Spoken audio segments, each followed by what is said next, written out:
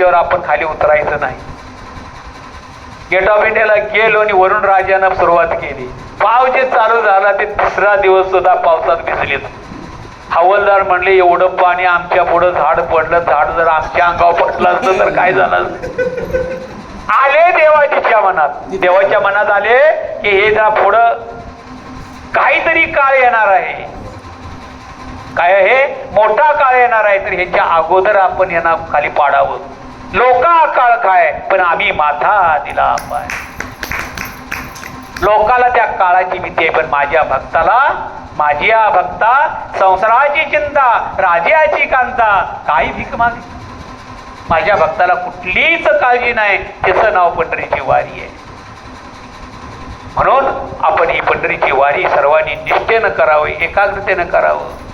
कोणी कोणास न बोला, पण हळूहळू चाला. याल तरी यारे लागे, अवघे माझ्या मागे मागे.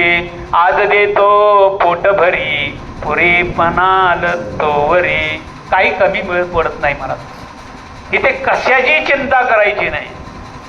ती पंढरीची वारी आहे. काय करा?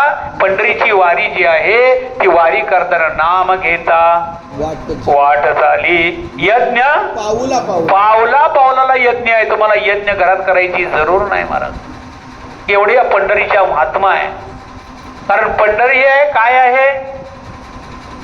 पंढरी ऐका पंढरीचे महिमान, रावळ तितके प्रमाण. ते तृण आणि पाषाण तेही देव जाणावे. पंढरी सारखे स्थळ नाही कोठे, उभा उभी विठ्ठल भेटे. वाराणसी एक मास, गोदावरी एक दिवस. पंढरीसी पाऊल परी सायसा टसा नामाचा. वाराणसी एक महिना चालून पूर्ण. गोदावरीला एक दिवसाच जेवढं पुण्य. गोदावरी तीर्थ, नर्मदा परिक्रमा आमचा योग आलेला होता. 3 वर्ष 13 दिवस जाण्याचा योग आला. सगळा संकल्प जोडला, निघालो. पण काय करायचं, घरचेच लावतेच नाहीत.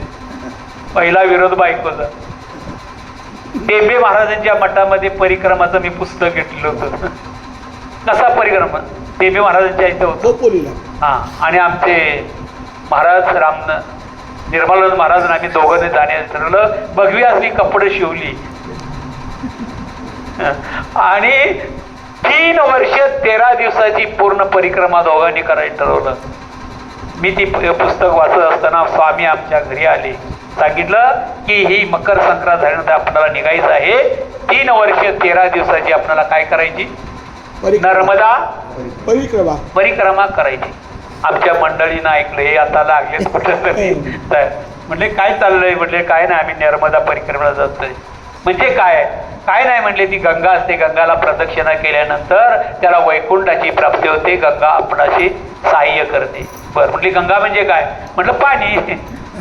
आणि हे काय आहे? म्हणले हे पुस्तक आहे, याला सरस्वती म्हणतात. मग हे काय करा? ह्याची प्रदक्षिणा घालायची आहे ना. म्हणजे काय करा? मोठ्या एका पत्तेले परातीत पाणी घ्या, त्याचा एक डबा ठेवा, त्याच्यावर हे पुस्तक ठेवा आणि दिवसभर प्रदक्षिणा घाला. तुम्हाला प्रत्येक नर्मदा परिक्रमा होते म्हटले. बरेच सगळे ठीक आहे. वाराणसी एक मास, जो 1 महिन्याचं पुण्य आहे. गोदावरी 1 दिवस. पण हे पंढरीचं नाही. पंढरीला आपल्या घरातून निघाल्यानंतर जे पहिलं पाऊल पडतं ते पाऊल म्हणजे पंढरीची आपण परेसा. पंढरीला एवढं पुण्य. एका पावलात नाम घेता वाट चाले, यज्ञ पावलो पावली. म्हणून आपण महान भाग्यवंतात महाराज. एवढे भाग्यवान कोण नसणार. आज मुक्ताबाईची पालखी निघालेली आहे मुक्ताईनगरवरून. त्र्यंबकेश्वरावरून ज्यावेळी आपला प्रस्थान झालं त्यावेळी त्र्यंबकेश्वर निवृत्तीनाथांची पालखी निघाली. गजानन महाराज शेगावचे ते सुद्धा आपल्या हजारो लोक घेऊन निघालेले आहेत. शिस्त, गजानन महाराजांच्या पालखीची शिस्त बघा.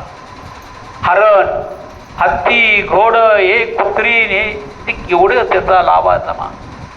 आणि आता 3री वारी निघाली आहे. लंडन वरून वारी निघाली. 12 देश फिरून आपल्या पंढरपुरामध्ये येणार आहे. या जगामध्ये या पंढरीचं महात्म कळायला लागलं. पंढरी सारखं स्थळ नाही कुठे आणि पंढरी सारखा देव नाही कुठे. कारण सगळ्या देवाला आडणं आहेत पण पंढरपूरच्या देवाला आडणं नाहीत हे जाणलं आमच्या गुरुनं आणि सगळा संसार सोडला. त्यांनी संसार केला नाही बरं का. 45 वर्ष त्यांच्या बरोबर राहिलं मला.